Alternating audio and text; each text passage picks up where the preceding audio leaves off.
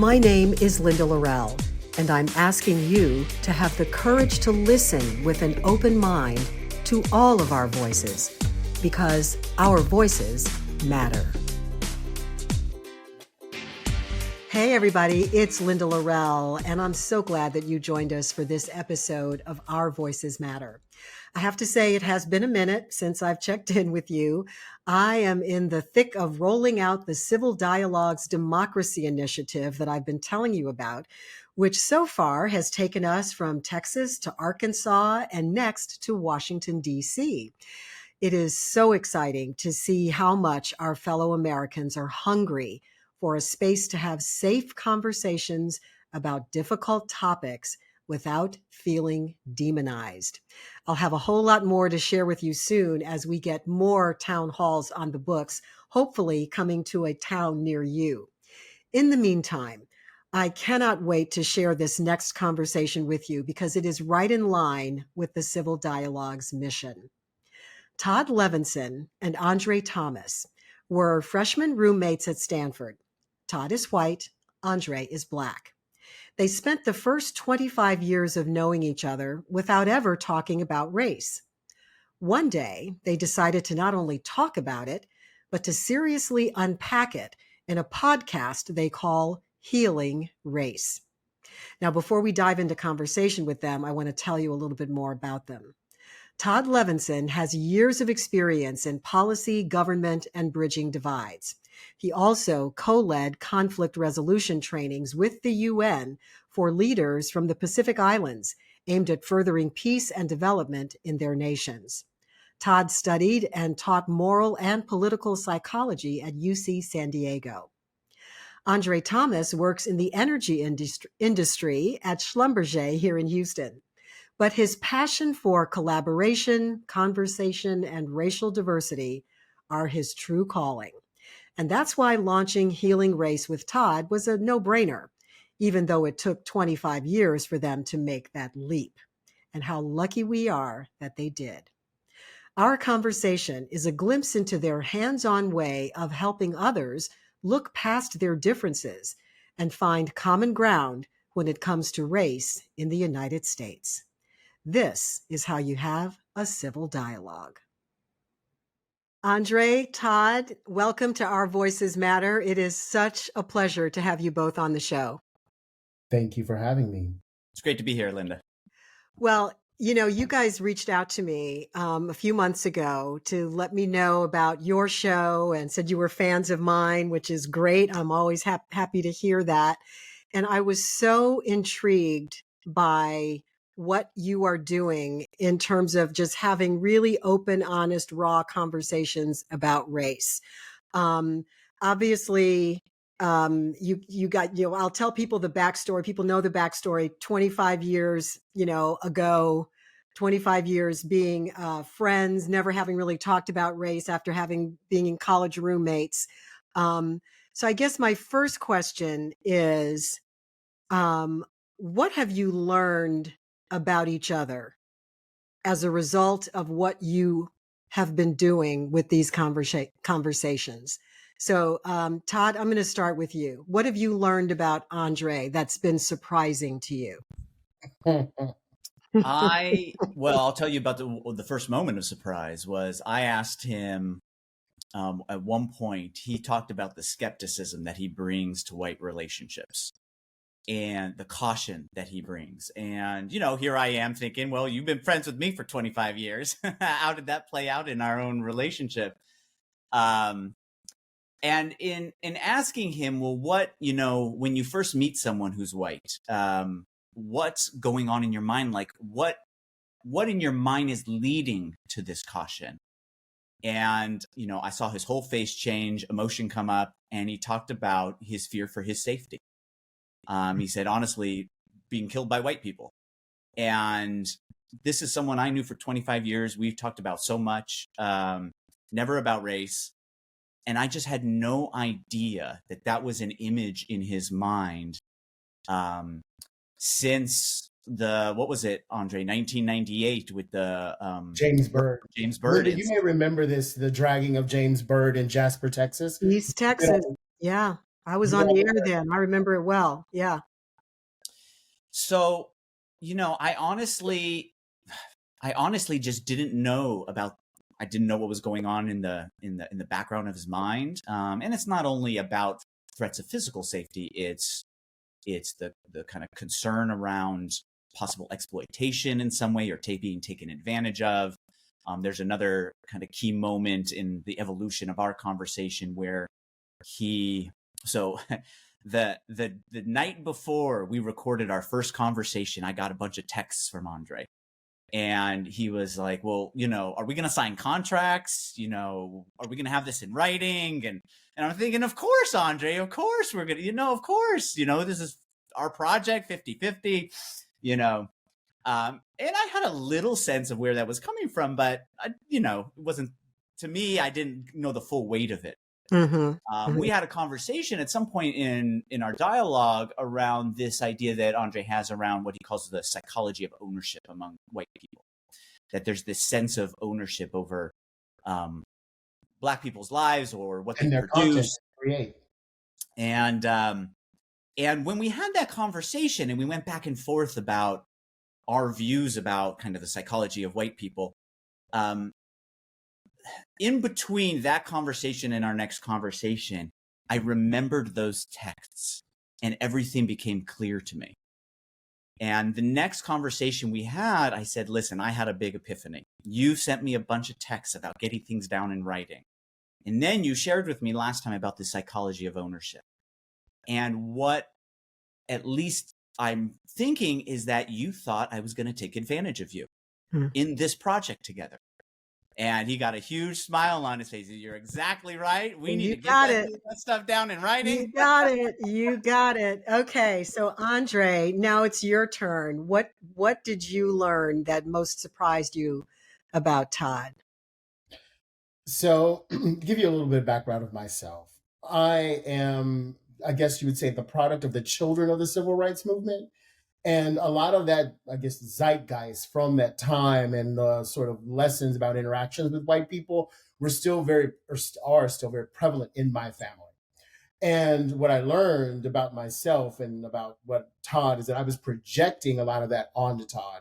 So I learned that Todd is a white person who's open to giving Black people grace, given their past experiences. As he just explained, right? No wonder André would come to me with a sense of skepticism, especially around finances. I mean, Linda, you own businesses. So this is an intimate thing to now be financially tied to this white man in a way that I've never been tied to white people before.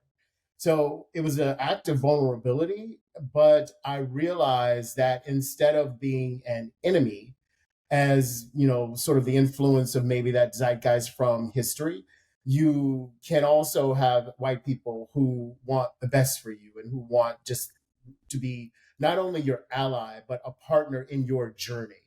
And so it's been a process to open myself up to that because I'm generally a skeptical person and I don't really do optimism. But Todd is incredibly optimistic.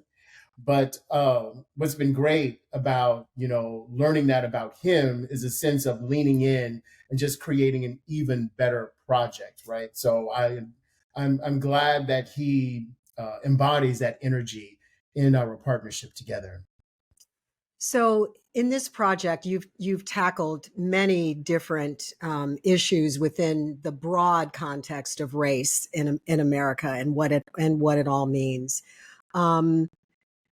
What is the issue that you haven't tackled yet that you think needs to come to the forefront as you continue to peel back the layers of what it means to be a Black man in America, what it means to be a white man in America, and how you're trying to bridge the gap of understanding?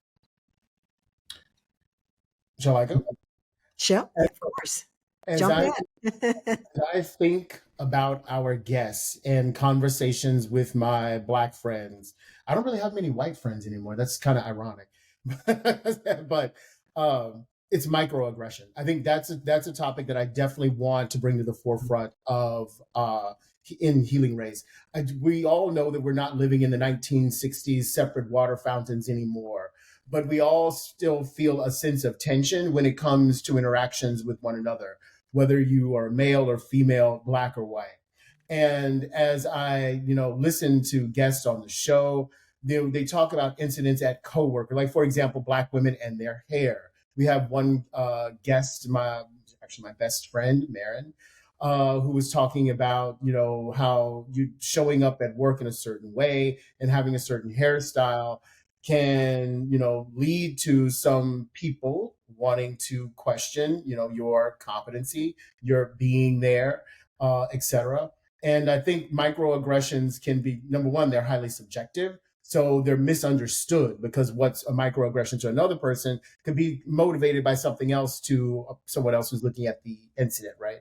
And I think if we have an awareness of what that can look like in the guise of, bias and to a larger degree racism, then it would go a long way for people to, spot their behavior. So I endeavor to make sure that people understand their participation in these events, even if they believe that these racial events don't land at their doorstep. By virtue of being a person in the United States and on this planet, you're a participant in what's going on. And if you're a participant, then you have an awareness of responsibility. And that's a good thing because that means you get to shape the narrative, you get to craft things. And what I love about young people is they're now doing it in their own way. Like they're doing it with respect to their own personal journey. So meeting people who, for example, with the subject of microaggressions, who have not experienced as much, and so they're willing to challenge other Black people or other white people about what is a perceived microaggression. And that's a good thing because now you're getting to the bottom of, okay, what's really going on here? Because you don't want to, what I've learned with Todd is you don't want to mislabel people. One of the biggest things that I've learned in working with Todd is that I'll admit it, I was kind of casually calling white people racist. And I've learned that that's an insult. You're really assaulting a person's character. And so have a care with using that word, right? But there are times when people are behaving in a racially motivated, biased way. And we're living in a time where it can be awfully subtle because all of these large aggressions have been addressed through, social norms and public policy, et cetera. Yeah. So words matter, right? Words matter. And none of us wants to be lumped into a category where all people, all white people are racist or all Black people are ghetto or, whatever it might be. Not because none of us is all of those things. We are very complex human beings and we all deserve some level of grace. And, we want to try to appeal to each other's sense of humanity when we can. So, Todd, what do you think about what André said? Would you agree that that's an area that you guys need to explore? Or is there another area that? I do. It hits me in two ways. I'm thinking of two scenes, two moments in our journey with guests. Our first group of guests, they did 3 to 4 hour conversations with one another. And that was by choice. After the first one, they wanted a second one. After the second one, they wanted a third one. I'm sure if we opened it up, they'd have 4, 5, 6, and 7. And there was a moment, I believe, in the third conversation, when everyone was getting more comfortable. There was a connection between them. There was a trust between them where the white female in the group shared, her name's Susan, she shared an incident that she had when she was getting drive-through at a McDonald's, where there was a male who was Black and wearing fatigues, yelled all of a sudden, and she didn't see him. She just heard the yell, and she got startled, and she locked her door.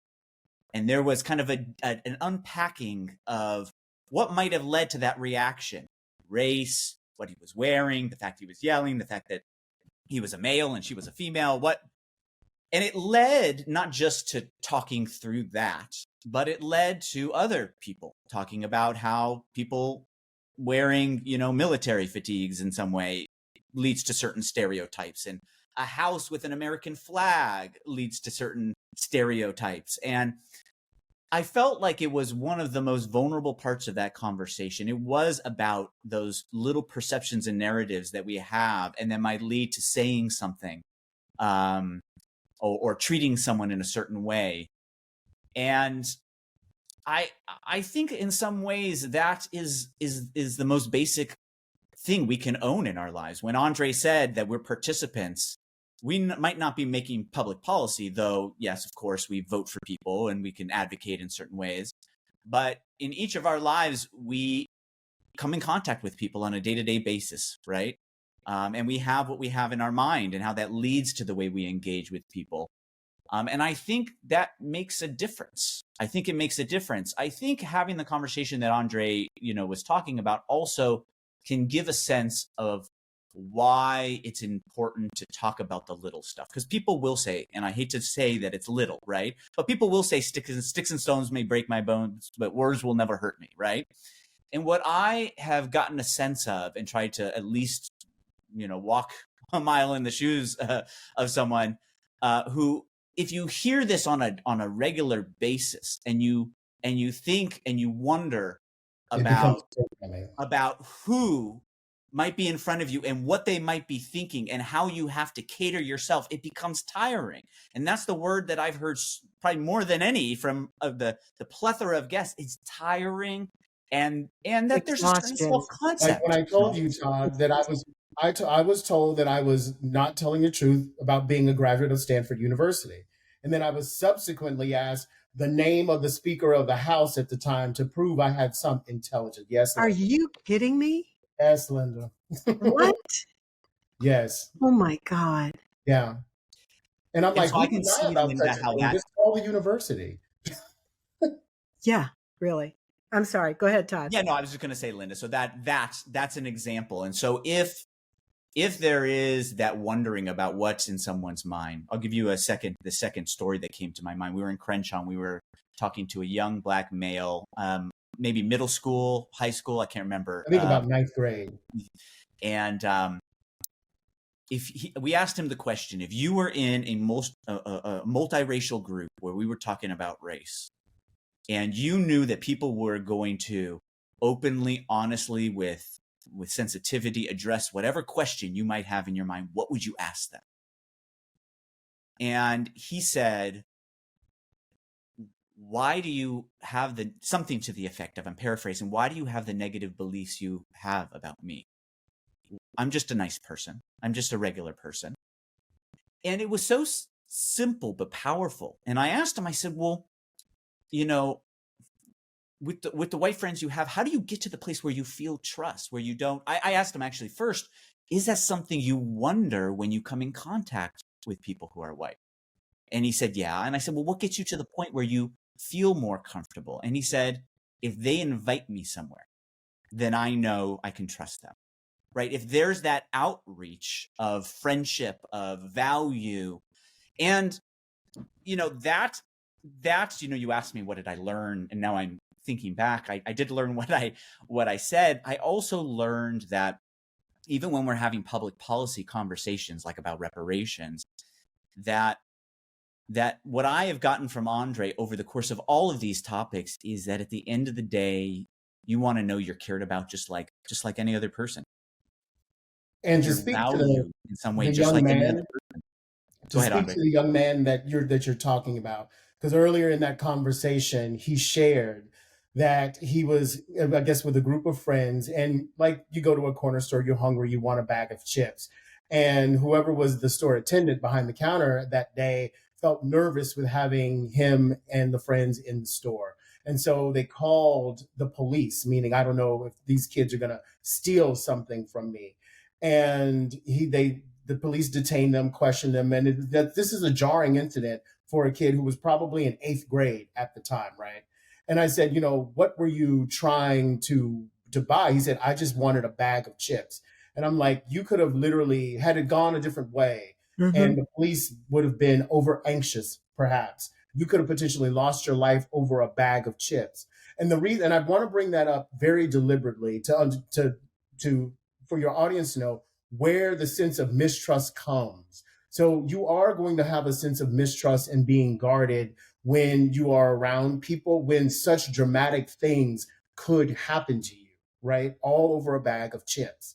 And it takes a lot of patience, a lot of love, and a lot of understanding on the white counterpart well, two things that I've heard. Number one, to be patient with a person through that experience and to help them move beyond it.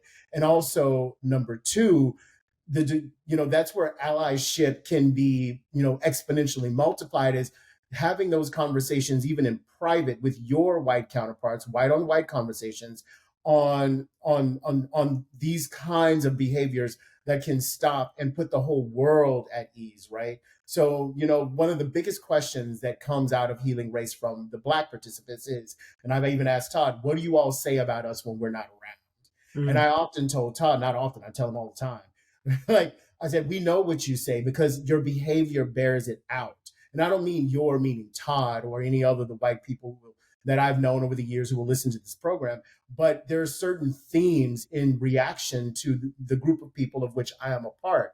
And when those themes come to bear, it makes you wonder. I'm like, wait a minute, you all are saying something about this. Like the people who believe I'm not a Stanford graduate, I'm unintelligent. I had a boss tell me that I have low energy, and she doesn't know I host a podcast and was in LA interviewing people. But all of a sudden I have low energy and I'm not engaged, Mm-hmm. Mm-hmm.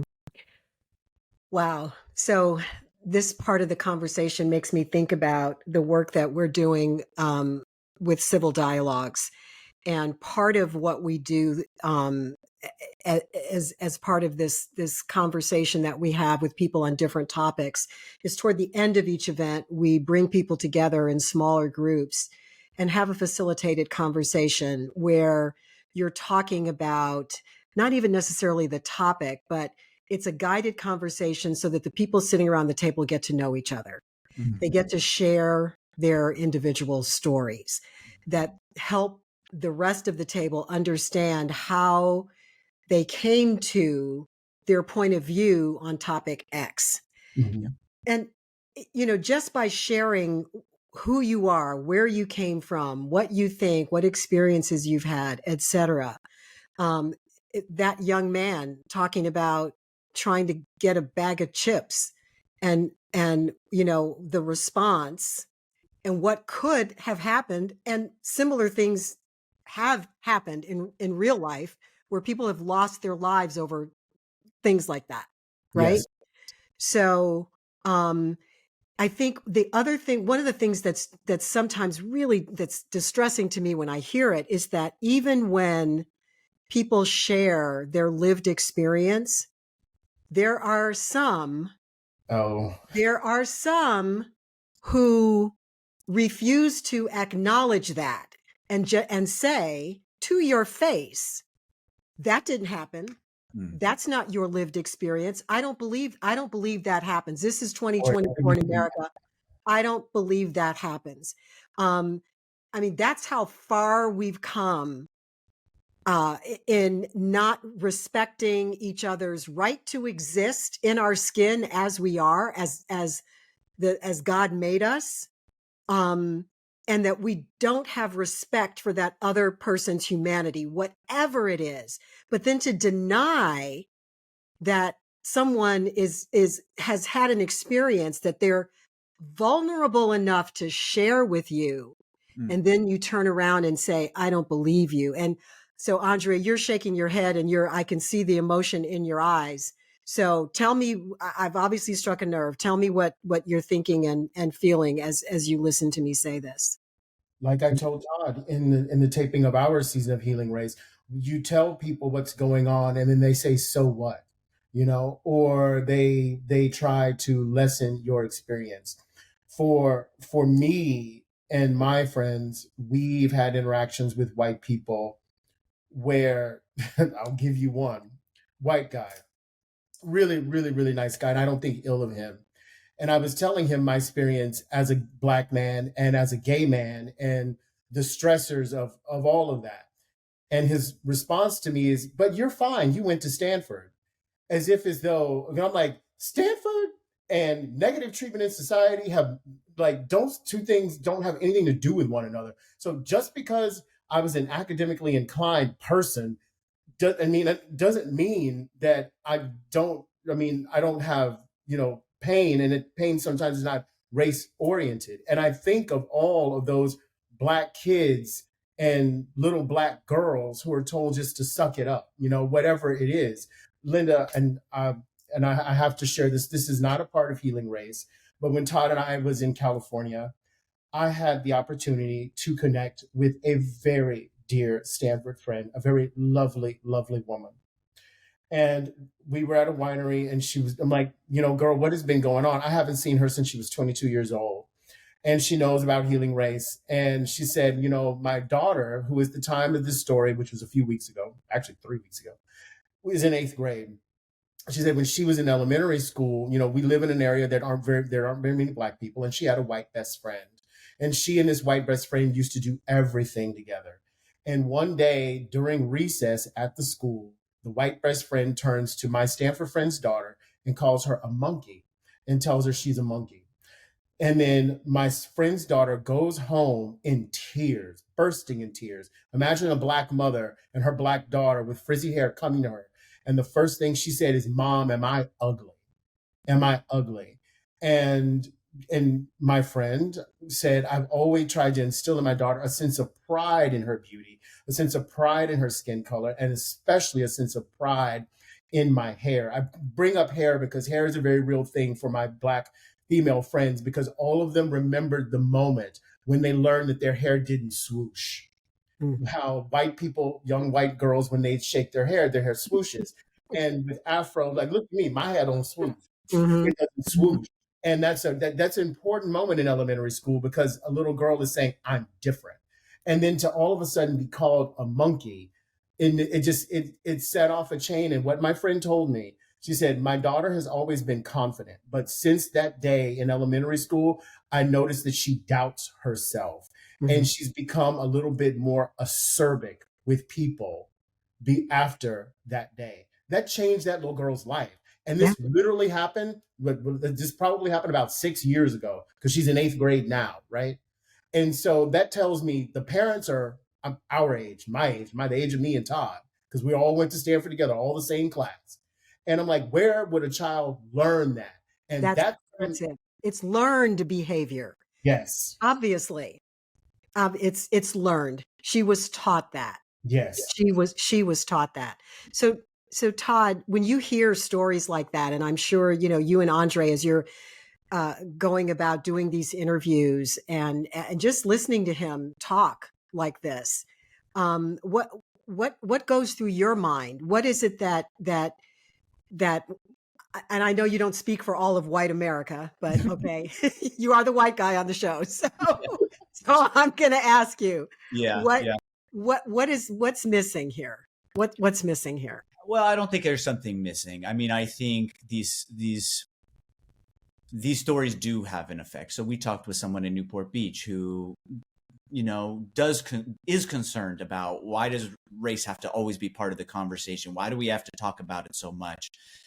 We've made so much progress. It's not that things are where we want them to be, but sometimes talking about them so much creates more conflict than it creates solutions, and that kind of narrative, as I'm sure you've heard. And I told him the story about another guest, who was on our show, who described when she had a white best friend, and was invited by that white best friend, wanted to invite her to her church. And the white best friend asked her mom, "Can I, invite her to the church?" And she said, "Well, we can't invite a Black person to our church." And that created the destruction of that relationship, right? Or the other Black female who was on our show, who talked about how she had been in a variety of different schools over her childhood, some that were mostly Black, some that were mixed, some that were mostly white. And when she was at the mostly white school, she had a best male friend they were very close. And over time, they took an interest. She took an interest in him and said, "I'd actually like to go on a date with you."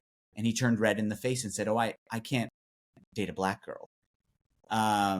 And can you imagine? And when I said that particular story to him, he went, "Oof," like it made a guttural sound, right? So even someone who thinks we shouldn't be talking about it, when he hears a story, right, it hits him. Of course, these stories hit. I think the the part that might be, I don't want to say missing, but needs to be added is, can we find a middle ground of understanding where feelings have shaped experience, right? Where history has shaped experience around race, and at the same time be able to have an open dialogue about what the intentions might be, right? So André said that, calling someone a racist isn't always applicable and is an attack on character, right? And we've had times, where he'll tell me stories and I'll say, oh man, that one hits me. The one about the Speaker of the House or about Stanford. And then he might tell another story where I will honestly say, for that one, I really wonder about the intentions of that person. Is this a racial stereotype or prejudice? Is this just some, ignorance? Is this just a lack of, I'm thinking, André, about the one around someone who wondered, whether you would be someone to read the Atlantic or whatever magazine, New York magazine. So Linda, get this. Apparently Black people don't read the New Yorker. I was literally at a bar and we were having a political discussion. And I said, you know what? I was reading a New Yorker article and I went ahead and shared what I read. And I'll swear, I put my hand on the Lord. The person turned his head and said, you read the New Yorker, Linda? And I was like, yes. Linda, I'm done. Oh my God. Listen, in that kind of an instance, what I would say to André openly and honestly is, I just don't know where that comment came from. Could it be that it was some sort of racial... what doesn't sit well with me, because, and this is another thing I've learned about Todd, is that feels incredibly naive, because to me, had I been a white man in a political discussion who quoted an article in the New Yorker, you would not have asked that question. Yes. Right. Okay. Yes. Todd, your point is what? Finish. The point is, in that particular scenario, I think it's open for that particular individual where they were guided by some kind of racial bias. I think there were other people that could have been questioned that might not be Black. I'm not doubting that could be the case. I disagree. And I'm not doubting. I disagree too. I'm also not doubting. Let me just say, I'm not doubting the rationale or the history or I have an understanding of why André might feel that way, given the experiences that he's had. But in that particular scenario, I'm not just saying it's an automatic 100% certainty is all I'm saying. It's not an automatic 100% certainty that he was asked that question because he's Black. Is that what you're saying? Yeah. I disagree. I disagree with you on that. What else would prompt him to have asked that question? I mean, a certain vision of André because of whatever he might know about André. I mean, I don't know the specifics, and I was honest about it. I don't know who this person is. Can I give you a caveat? The person who did it is someone I know, wasn't a stranger, and knows that I'm a Stanford graduate. Yeah, well, Why would I not read such? Because you don't live in journal publication. I mean, I could think of a lot of other reasons. I mean, he might. Okay, yeah, I get your point. I do. I get your point. And if it's somebody who knows you well, he might be well, I don't know. He just might have a sense of what André does. Right. what he pays attention to. That just might be divorced. I'll give you a little bit of the benefit of the doubt. Not much. Linda, I'm really also not saying that it might be the case. Right. At the very least, I think it's important to have a conversation of what would make you think, and I think André probably asked. Well, that's the point. That is the point. You think that I wouldn't, what would make you think that I wouldn't, Yeah, and that would be André, the podcaster with this podcasting hat on, saying what would make you think that. Yeah. But André, the friend, in the moment is like, what the hell? What do you mean? You're like, why would you even ask me that? Of course I get it. And, we have these emotional, visceral reactions to language and to assumptions about who we are and who we aren't and what we can and can't do. Yeah. So, okay. I want to transition the conversation a little bit, to talk about race as it has reared its ugly little head in the current presidential election. Yeah. And of course, I'm referring to the remarks that were made by former President Trump about Vice President Harris suddenly turning Black. Yeah. Yes. So, okay, André, I'm going to start with you. What are your thoughts about the conversation that is being had about race in this election cycle? And just let me know what you're thinking. Sure.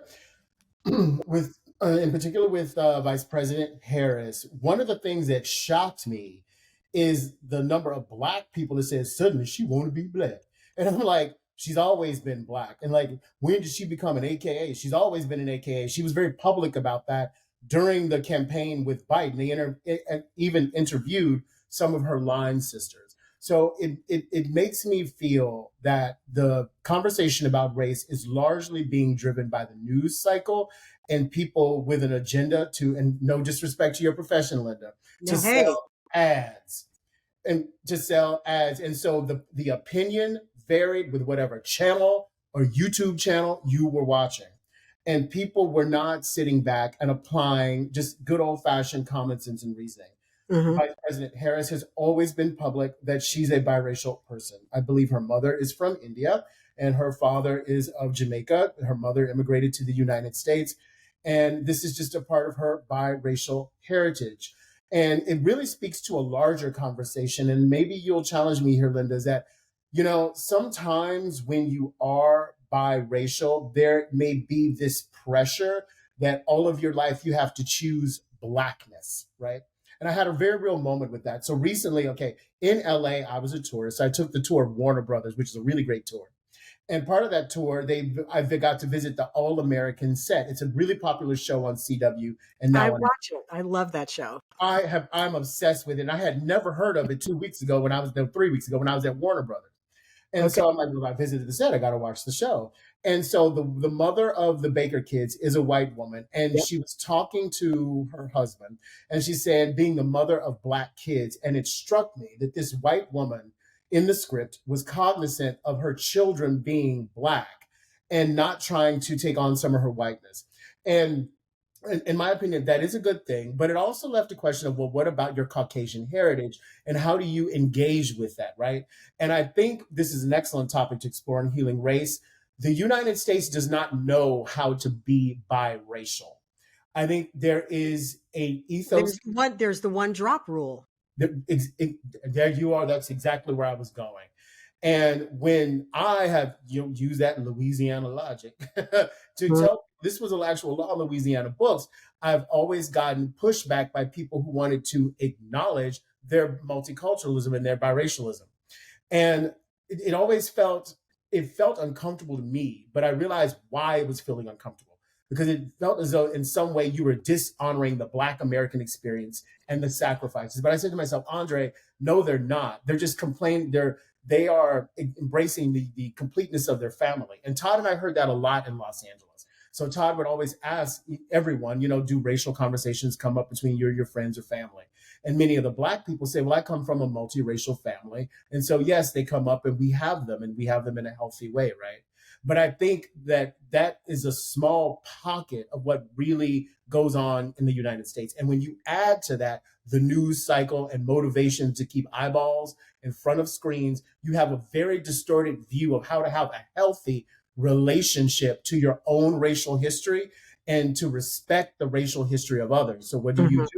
You lean to the lowest common denominator. So if you don't look somehow like Black, then all of a sudden you're not Black. You're courting the Black vote. And that's anything but what Vice President Harris was doing, in my opinion. Yeah. André, what do you think shaped, you started by talking about how there was chatter among the Black community, parts of it, right? Yes. Of now she wants to be Black. What do you think shaped, motivated, drove that response from that portion of the Black community? I can answer this question. Sometimes there is an expectation of how you show up and how you present. Okay, Vice President Harris, this is just André being real. You were a prosecutor, and there is an inherent mistrust between Black people and the law enforcement. And we all know that in the United States, district attorneys are the chief law enforcer. So there's already a suspicion right there. Or, to use an old term from the 90s, are you a sellout, right? So do you really have the best interests of the Black community at heart? And do you really understand our unique needs? So that's part of it. I think another part of it is when you're kind of, Black people sometimes can be very bombastic about who they are, especially when they're a part of a sorority. And you don't know this, Todd, but AKAs and Deltas are huge among just Black American life. It's actually, that is quintessential to the college undergraduate experience for many, many Black people. And I think a lot of Black people didn't realize that she was Black Greek. And so it's like, okay, well, you're Black Greek. Well, how would we know that? And so we're already coming at a prosecutor with a sense of skepticism, then a person who is married to a white man, and no offense, and then a person who's also been sort of like quiet about their ties in the Black community. It makes you wonder, are you just another politician courting a vote on this sort of identity politics spectrum? And that's why you get them say, well, now you want to be Black because you want our vote. And there's still some skepticism from the Obama years where, because my own brother said, Obama ain't done nothing for us. And I was like, and I pointed to all these things. And, if race plays a part in our tangible, real lives, and if people don't see the needle move on their lived experiences with respect to race, then when a person comes to them because of their race, it feels disingenuous. So, Todd, what is you? I love the question that you just asked, André, but I'm interested to know what your take is on this part of the conversation as it relates to the election. Yeah. I mean, I think there is a tension in conversations around race about the use of race in one's life. What do I mean by that? I've noticed that on one side, those who don't want to talk about race or think that race should be less a part of how we engage with one another on issues, or even interpersonally, they feel like race is taken advantage of to gain benefits, whatever that might be, right? Some sort of position because of a diversity initiative, affirmative action, or more support in a political race. And what I think is missed from that perspective is at least the people that we've talked to, and André included, is that race is something that one needs to react to on throughout one's life. It's not someone that someone seek. That's something. It's not. André said something to me at one point. He said, "We'd be happy to let race go if you didn't react to us based on the fact that we're Black. If we didn't have stuff coming at us, we'd have nothing to respond to." And what I think is lacked in the understanding of the person who says that, now, is race ever taken advantage of for benefit? I'm sure it does. I mean, people are people, right? There's good, bad, and ugly across the spectrum, no matter what color you are. So is it ever taken advantage? I'm sure it has been, right? But what I think that they miss in terms of people's owning of their identity is that there are real experiences behind that people are reacting to. And they'd be happy to let those experiences go. But when you have those experiences of being treated a certain way because of the color of your skin, you have to react to it, right? It's a part of your life. It's part of self-protection. It's part of navigating life. It's part of just being a human being who has emotions. And so I mean, obviously he said those things for political advantage, right? He was hoping to cast her as disingenuous, and contrived and not authentic in who she is, on a part of her identity that will probably be important as a part of her, candidacy. But what I worry about, even in terms of the larger conversation that he's trying to trigger and wade into, is that I think that people don't, this is getting back to what André kind of wants to talk about in terms of microaggressions, and what I brought up in terms of our everyday perceptions is, I think there's just not a lot of understanding of the day-to-day of how this plays out in people's lives. Which is why we have to talk to each other and share our individual experiences, and then believe the other person when they tell you what it's like and how they have been impacted. Exactly. And to understand the motivation behind, not just to know the moments, but and experiences, but also to know the kind of core motivations behind the strength of that identity. You know, I asked André at one point what he thought, like, why Black pride? Why not pride in being a human being? Yeah. Why pride? I can answer that question for you. Linda, answer it. Answer it. Go ahead, Linda. Go ahead. Answer it. Well, I mean, yes, we would love that. You know, we all want that. We all want to be accepted for all of who we are. Yeah. Okay. We do, but our society does not afford us that luxury. That's the reality. And so what is Black pride? How does that play a part in responding to not having that luxury? Like, why do you feel Black pride? What does it do for you? Because we don't need other people. We don't need you to give us our flowers. That's why we have Black pride. Because I don't get my flowers from Todd. I get my flowers from Linda. And my mother is named Linda too. So from that, that's where we get our pride. So I think I would agree with that. And I think that the strength of the Black community is that in order for us to have survived from the day we were brought here, okay, in order for us to survive, we have had to rely on the strength of each other and within our community.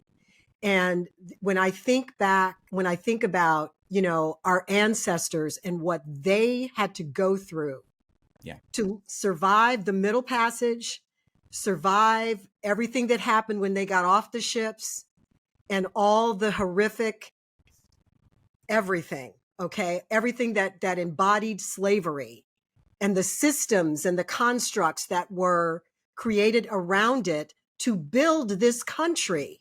Yeah. In order to survive that with incoming from everywhere except within our community, that's where Black pride comes from. Yeah. That's why it's important, because it's so central to our identity, that in order for us to feel as though we are able to continue that journey, regardless of what happens from external communities, if you will, okay? Yeah. We're proud of who we are. Yeah. I mean, why should we not be? Why? Yeah, you know, why? So that wasn't. No, I know you're not asking me. I wanted to understand. Yeah. No, I know you, and that was a bad choice of words. But what I'm saying is, every ethnicity, every culture has pride in where they came from, and what makes them who they are. We're no different. Yeah, we're no different, except that in this country, our pride is probably at a level that some can't understand, because our history is a history that most have not experienced. Yeah. And I will say that I actually, even though in my heart and how I feel in my life, I don't feel that way. I do understand it pretty deeply, because coming from the Jewish community, right? And the strength of that identity has been forged in a very similar way through struggles over millennia, right? Of course. And I see it play out in my family, that sense of pride. I mean, it plays out in all of our holidays, you know, it plays out over in day-to-day things, you know? So I do understand it. I think people don't really understand it when they make comments like what Trump made, right? When they weigh into this idea that people are just, that it's this kind of superfluous. And the reason I wanted you to talk about it is because I wanted that contrast, right? I think what you just described is what's missing from people's understanding when they think that Black identity is just the superfluous thing that you just leverage as a card in order to get some benefit. There's It's not. real And humanity and emotion and history yes, behind it that is understandable. it's all of those things. But let me also say, as proud as I am of being Black, I am equally proud of being an American. Yeah. Yes. Yes. Okay. The two are not mutually exclusive. Right. No. I love this country as much as anyone else who claims to be a patriot. I consider myself a patriot. I love this country. I love being Black. And why this is sort of just a general question, but why am I not allowed to be both? Yeah. Why am I not allowed to express my Black identity and my pride in that, as well as my pride in living in a country that I consider to be the greatest, and that I want to do everything in my power to make even better? Yeah. And I think the point is, we are all of these things, and all of the elements that make each one of us who we are is the strength, is the true strength that makes us incomparable. It makes us who we are. It's the strength of our diversity. It truly is. And what I don't understand is why we force each other to pick and choose. And you have to be this or you have to be that. We are all a compilation of different races. Okay. I can look at the heritage on my mother's side of the family. My mother is so fair-skinned that when I was a child, I remember sitting in the back seat of my family car. I was probably 6 or 7 years old. And I said, "Mommy, are you white?" Okay. That's how fair my mother is. She's still with us. She'll be 97 next month. And her mother, her grandfather looked like a white man. So I know I know how the lineage goes. Okay. I haven't gotten back to the point where I can trace who was a slave on what plantation and where the mixing began. Haven't gotten that far back, but clearly it is what it is. Yeah. So yes, I have white in my blood, but when people look at me, they see a Black woman. And that's okay with me. I'm proud of that, but that's not all of who I am. Yeah. Yeah. It's not all of who you are as a white man. It's not all of who André is as a Black man, as a Black gay man. You're not just gay. Yes. You're not just Black. You know what, Linda, as I hear you talk, and I've done some reading on Eric Forner's books on Reconstruction, right? I love Eric Forner, really great history writer.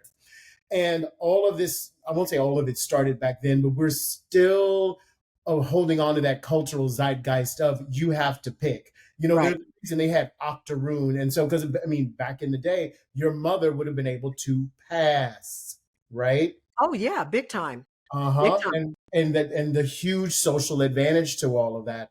And that all came when we start passing laws and public policies based upon appearance. Right. And that whole psychology is still with us, and it's hard to let go of because we engage each other on appearance. You know, unless you are a person who's has sight challenges, then you see what you see in front of you. But you also have to remember that you're bringing the weight of history about the interpretation of what you see. Right. So my best friend is a dark-skinned woman. Todd knows her. She's been on the show. She was with me in Los Angeles.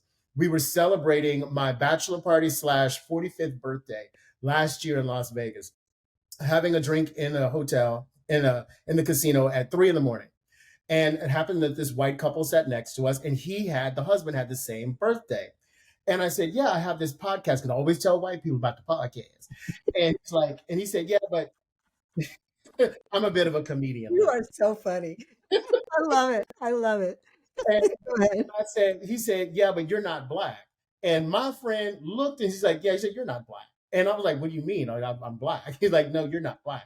And that's when I realized, okay, so Black for you is not only appearance, but it's a set of behaviors. And if I, in appearance, may look like I'm of the African diaspora, but if I align with white ideals in other ways, then some sort of way I've transcended to make you more comfortable. Because I told him all about the podcast, everything I've ever said to Todd. And he refused to accept that I'm Black. And in a different Vegas trip, Vegas is a hell of a place. My brother, who's the brother whose voice I was mimicking, who's a dark-skinned gentleman, very, very handsome. And we were walking through the casino and we were celebrating my other brother's birthday. And a white man walked up to me, not to my brother, but to me. Keep in mind, I'm light-skinned. My brother is very, very dark-skinned. The white man patted me on the chest and said, "That's a big boy," talking about my brother, right?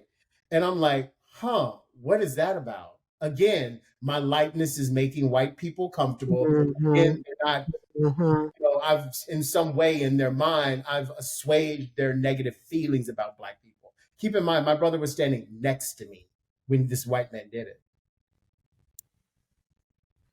Wow. That just, I mean, I'm thinking, I'm gosh, my thoughts are all over the place right now, but Healing race. no, I know, but it's such an important conversation to have. And, for all the people out there who say, why do we keep having to talk about this? Why can't we just let it go? Our society isn't ready. We have to talk it through. We have to, the stories that we're sharing with each other right now from each other's perspectives are how we get there, to the point where maybe a generation or two or three from now, it won't even be a thing. Race won't even be a thing. My daughter and her contemporaries, a lot of them are are marrying other races. They just kind of see each other for who they are. They're not as caught up in the whole racial divide as your generation, my generation. I'm older than you guys. So I was thinking back to my Stanford freshman roommate who was white. I was going to ask you that because that's so much question. Yes, I was just thinking. You had the same experience I had with Todd. What was it like, Linda, for that? When I walked in the room and saw Todd, when you walked into the room and saw your white roommate, what happened? I will tell you, I was not, there was nothing that alarmed me at all, because I grew up in a predominantly white school. I was one of a few Black students in the school. So I grew up around white people. Okay. And I was probably as comfortable as any Black person could be with white people back then. Okay. And so I had a frame of experience. I had a lot of white friends in high school. And so it was fine with me. Now, I don't know what she thought. That would be a question for her. But I will tell you that we got along extremely well. And like the two of you, we never talked about race. Yeah. We never talked about it. Yeah. Well, when I first had the kind of moment epiphany that we had never had the conversation, I honestly sat there and reflected, is this part of the problem, part of the solution? Somewhere in between, and I still don't know I obviously we're doing Healing Race. I believe in having the conversation. But there is also something to being able to engage, not on that basis, as you're forming a relationship, if that's where your head is, right? You might have stereotypes, but, André and I connected based on our personalities, based on who we are, very, very, very quickly. And so did that help us? Probably, but was there a big gap that I now can realize looking back? Yes, there is. Of course there is. When you are relating to another human being, you want to know what's happening inside that human being and what their experiences are. And to the extent that race played a role in that, then to connect to André is to connect to that part of the conversation. And so, I appreciate that your roommate and you engage that way. And I appreciate that André and I engage that way. And I also think it doesn't preclude, in terms of do we have to choose one or the other? It doesn't preclude being able and the necessity and importance of having these conversations, because they really do matter. Linda, you saying, wow, I also feel, pride in being an American. that has an influence on people. When André says what he said about, maybe I throw out races too casually, that has an influence. In reverse, when we have someone who was in our latest group who, was wondering, what is this, white privilege thing? Let me tell you about my background as a white male, now conservative, right? I've had that conversation too. When he then can be told, well, you building your business by a black man being told isn't white privilege, but let me tell you what it is. That took effort to do. I understand that took effort, but let me tell you what it is. And then for him to be able to say, I get it. I get the ways where there might be inequalities, inequities that might lead to different opportunities, right?